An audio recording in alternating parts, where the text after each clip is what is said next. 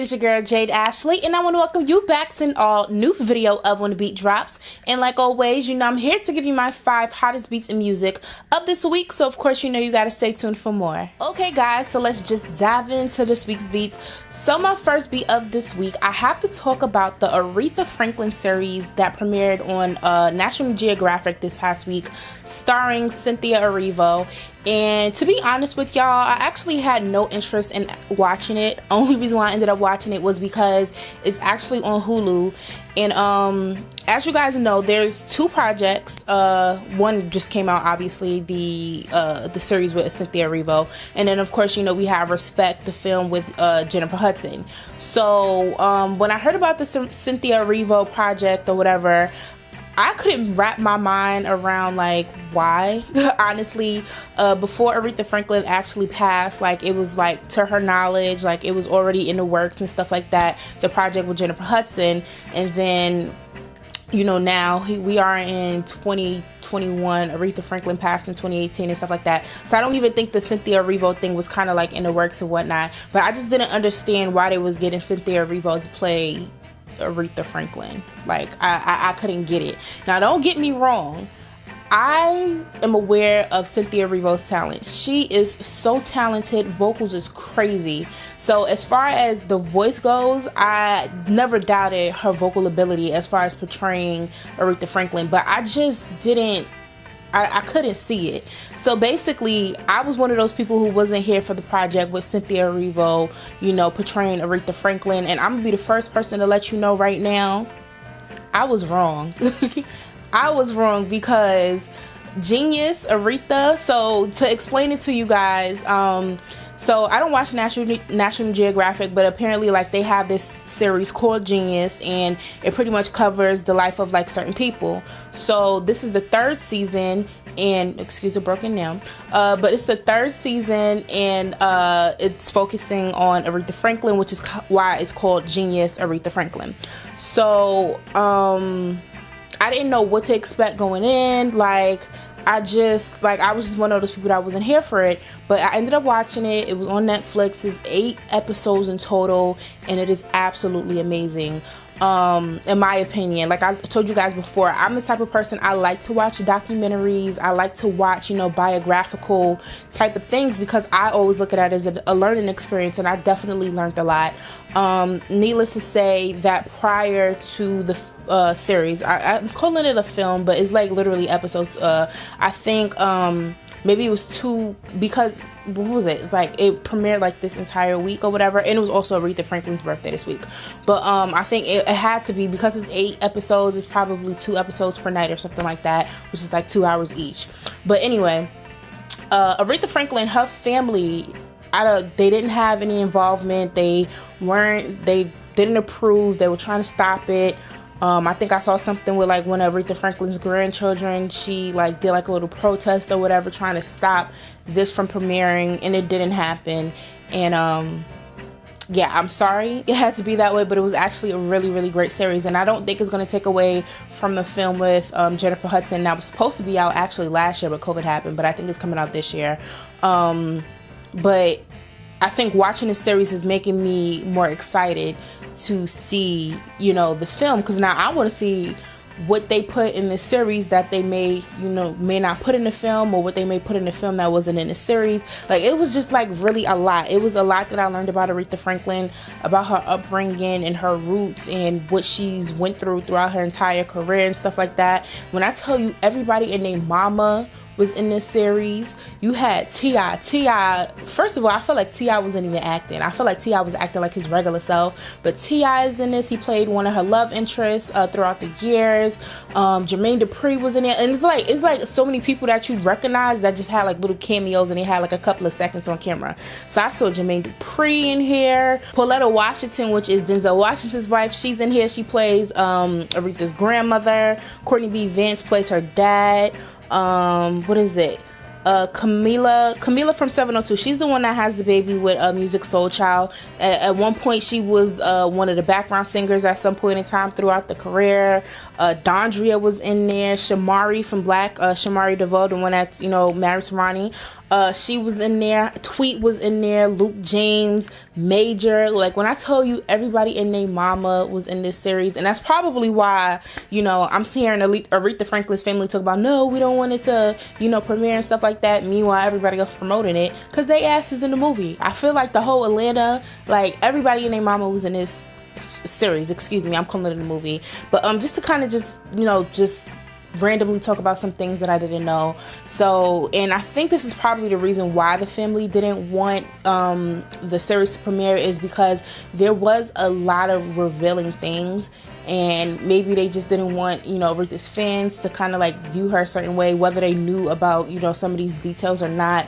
Like, they just, I don't know. But either way, it was a lot of shit she went through. So, first and foremost, her and her father, they had like a very, I don't want to call it like a toxic relationship, but I feel like at a point in her life, her father became a trigger point for her, just because her father alone was a preacher. He was a serial cheater. He cheated on her mom several times.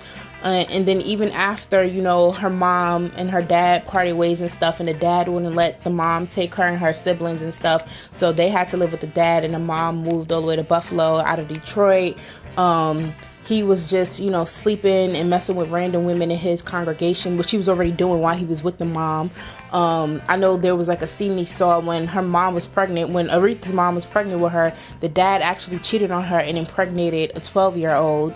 Like, there's like so much shit, and which is, not strange, but, because they were in the care of their father with the help of the grandmother and stuff like that, which is played by Pauletta Washington. He would do like these yearly, like every year he would like go on the road and do like these, gospel concerts and all of this other stuff. And that's where she got in a lot of trouble. And when I say she got in a lot of trouble, it was a lot of people in his congregation that was just like him. So they was all messing with each other, sleeping with each other. Like, it was just like real church messy.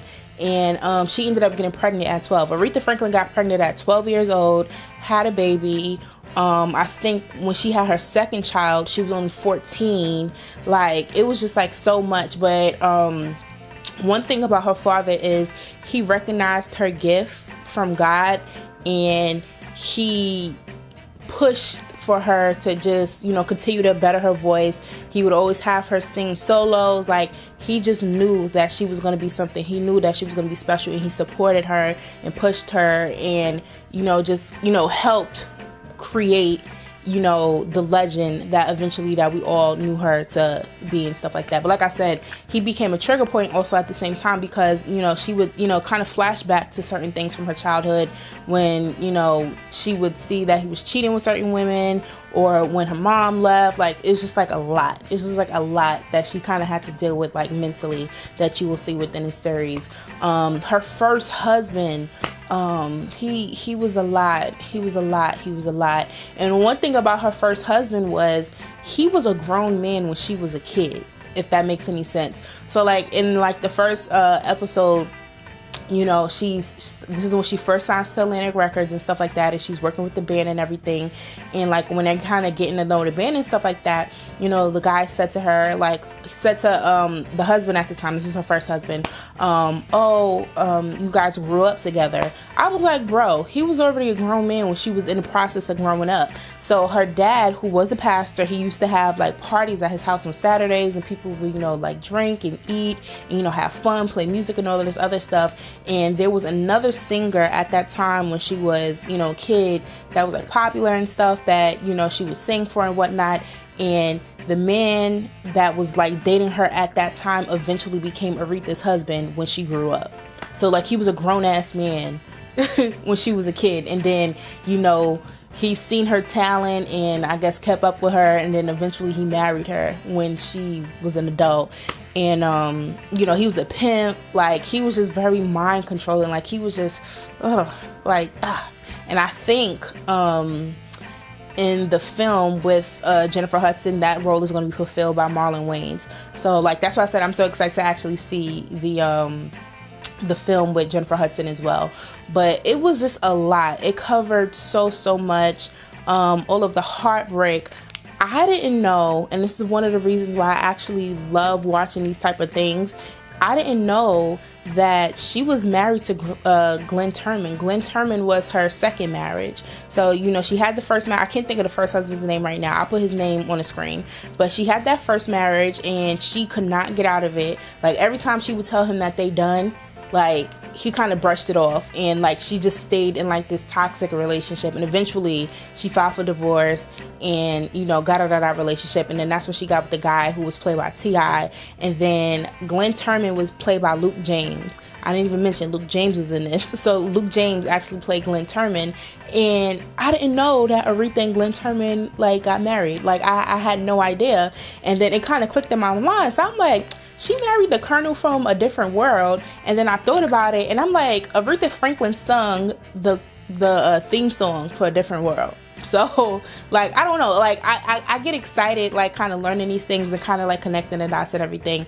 But I will definitely recommend to watch National Geographic's Genius Aretha. I know, you know, the family doesn't support it, and, you know, because the family doesn't support it, and a lot of people was like, you know, well, because the family doesn't support it, I don't want to watch it.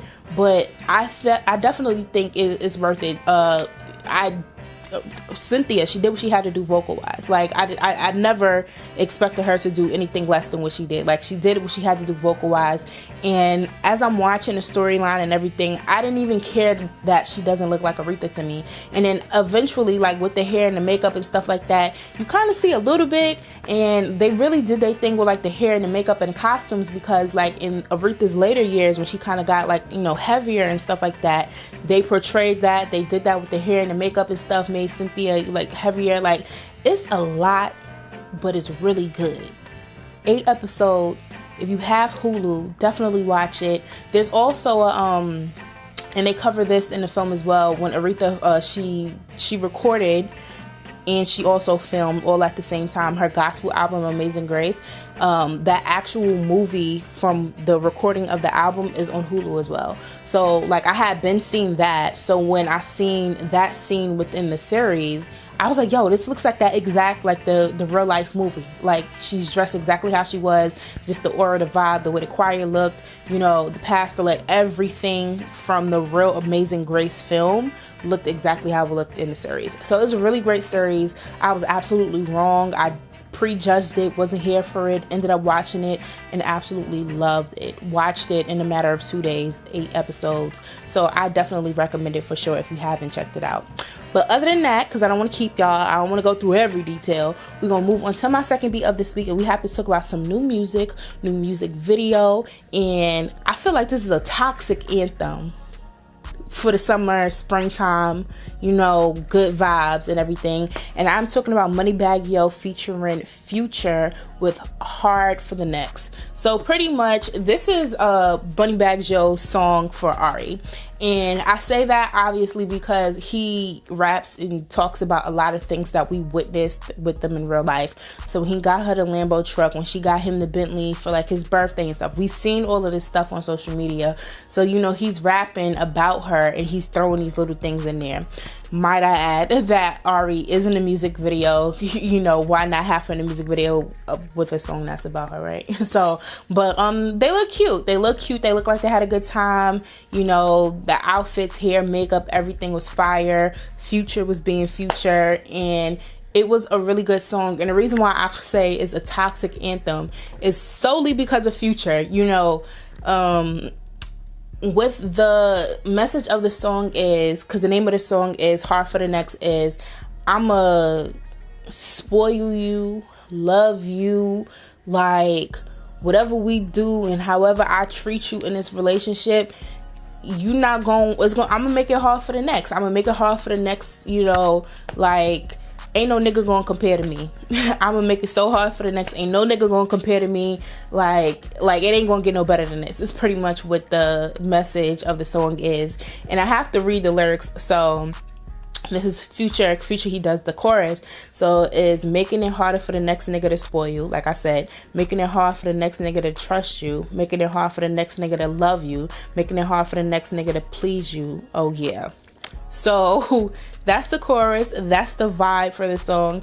And when I was watching the music video, I actually seen like a comment on YouTube, and somebody said that I kind of wish that MoneyBagg Yo had an extra verse, because with the chorus it basically sounds like a Future song. And I have to agree with that. Like, it's MoneyBagg Yo song featuring Future, but I just kind of feel like at the rate that Future's going with his music and the popularity, and he's literally on any and everything, it really did sound like a Future song. And I promise you, that part that I read to you, the whole making it hard for the next nigga to spoil you, making it hard for the next nigga to love you, that's the part that's going to stick out. That's the part that all of these toxic niggas is going to be singing all spring, all summertime. Mark my words. But needless to say, it's a very romantic song, if you ask me. So yeah, if you checked out the music video for MoneyBagg Yo featuring Future with Hard for the Next, definitely comment below and let me know your thoughts.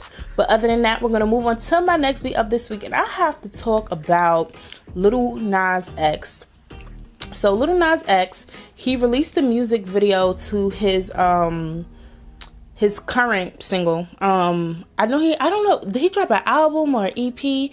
I pay attention to him, but I don't pay attention to him at the same time. So he dropped the music video for his new record, Montero, Call Me By Your Name. So I heard I heard a portion of the record, like on TikTok. So like I said, TikTok, they make a lot of things, you know, popular and stuff like that. So it's like the Call Me By Your Name, like that part of the song, like it goes around like on TikTok and stuff like that. So he finally dropped the full single with the whole music video, and I want to say the music is controversial just because it kind of plays on like a lot of like biblical events, pretty much.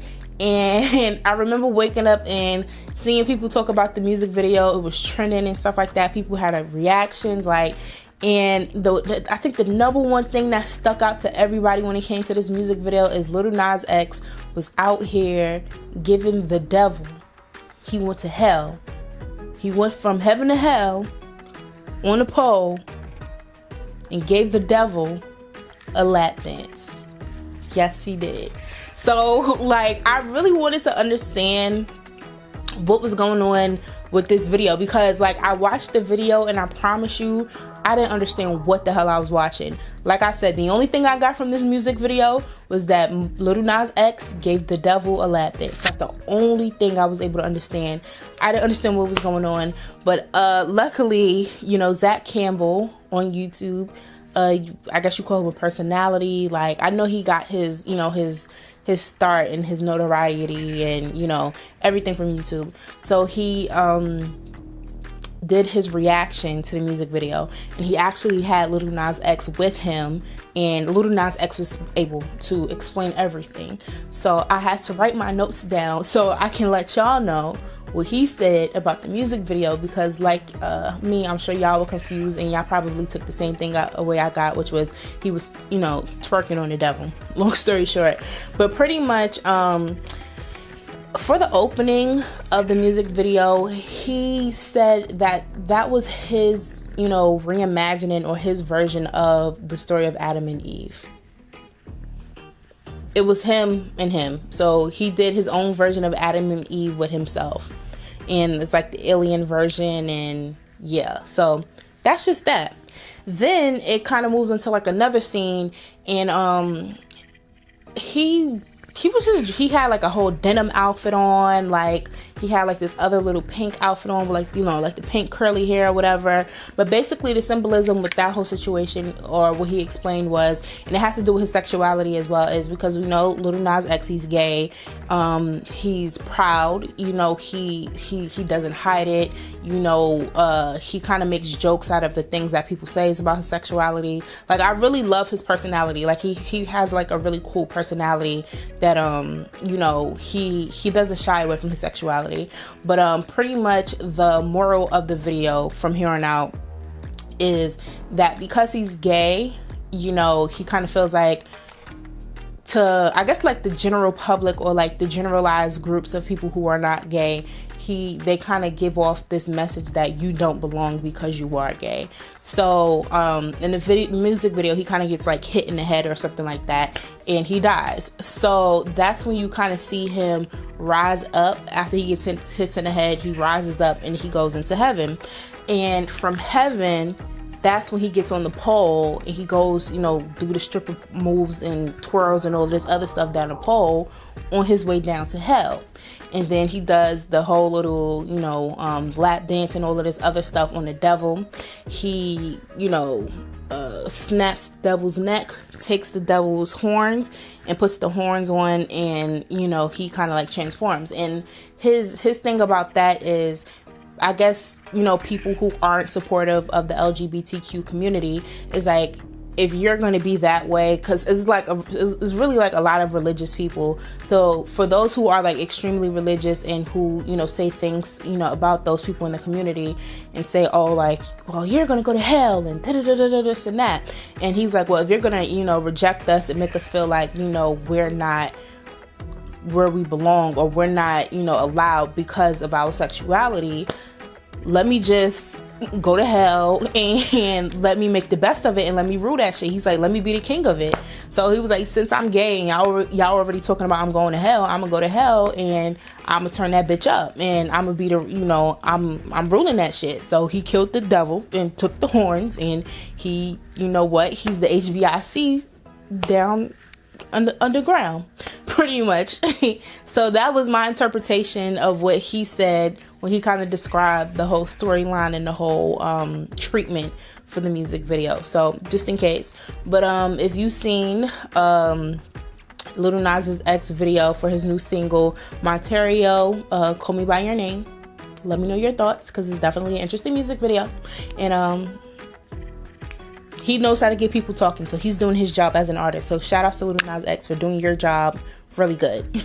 But other than that, we're gonna move on to my next beat of this week, which is my fourth beat of this week. So Trina, she started to, I don't want to say started to make some noise, but she definitely had a conversation going this week when she did her interview with DJ Scream, right? I get DJ Scream and Who Kid mixed up. I don't know why, but DJ Scream and Who Kid looks alike to me. But it was DJ Scream that she did an interview with. And I feel like where we are now, a year in after, like, you know, the pandemic and stuff, and it's been like a year since Verzuz has become like a thing. I kind of feel like with every artist, Verzuz or whoever hasn't done a Verzuz just yet, I just kind of feel like Verzuz has become like an automatic, you know, interview conversation or question, for like everyone. So DJ Scream, he had asked her, Trina, about a Verzuz, and, you know, Trina, she said that, because, you know, her and Trick Daddy, they had like their own little they did their own little thing, but it wasn't official like Verzuz battle. And she said that she actually never got reached out to do a Verzuz ever. And he was like, oh, you know, if there was anybody that I could see you going up against in a Verzuz battle, it would be Lil Kim. And Trina agreed with him and stuff like that. And I personally wouldn't want to see Trina and Lil Kim in a battle. But what I liked about Trina's, you know, response is she feels like her and Lil Kim would be a good match because of how raunchy their lyrics are. You know, I'm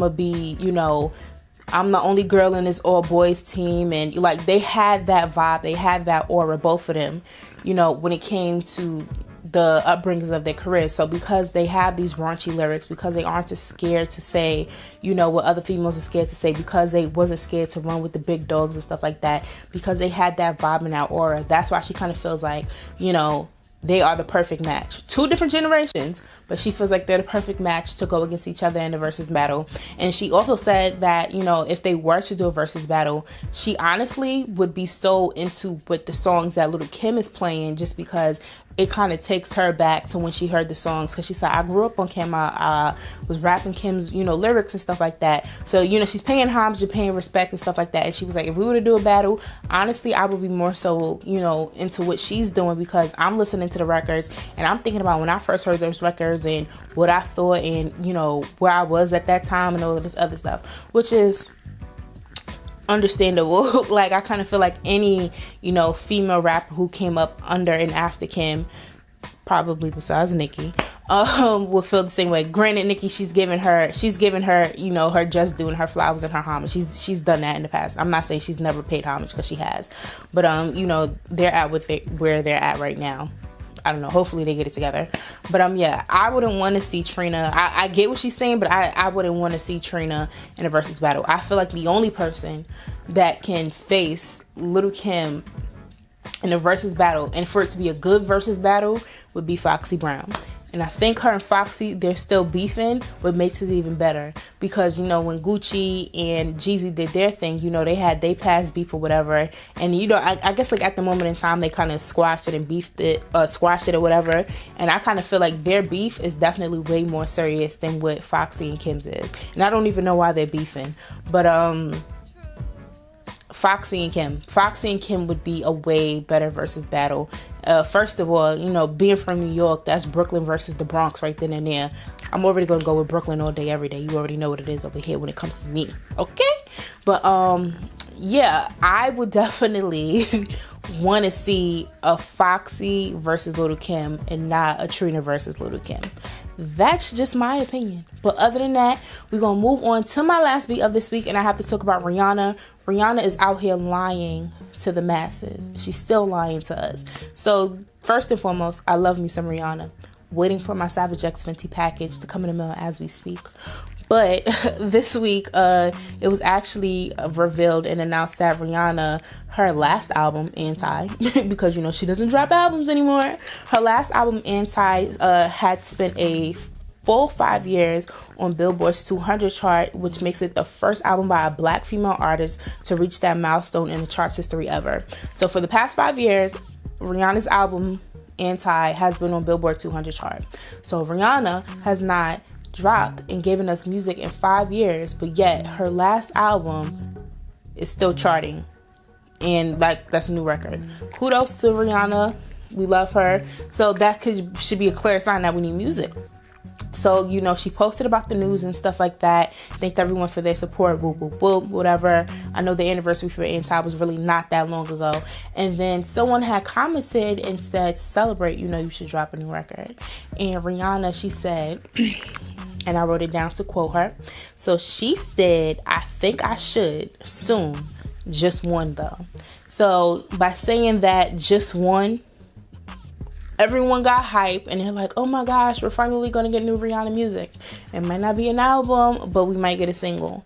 Rihanna's not going to give y'all a single. I promise you, I think the most recent Rihanna record that we have, it is not even just Rihanna herself, would probably be the song that she has with Party Next Door on his last project. Literally, that's the closest we have to like new Rihanna music. So I'm just here to let y'all know that Rihanna said that she should and maybe she would drop one record. She's not gonna do it. You could get you some new Savage X Fenty. You could get you some new Fenty Beauty. You could get you some new Fenty Skin.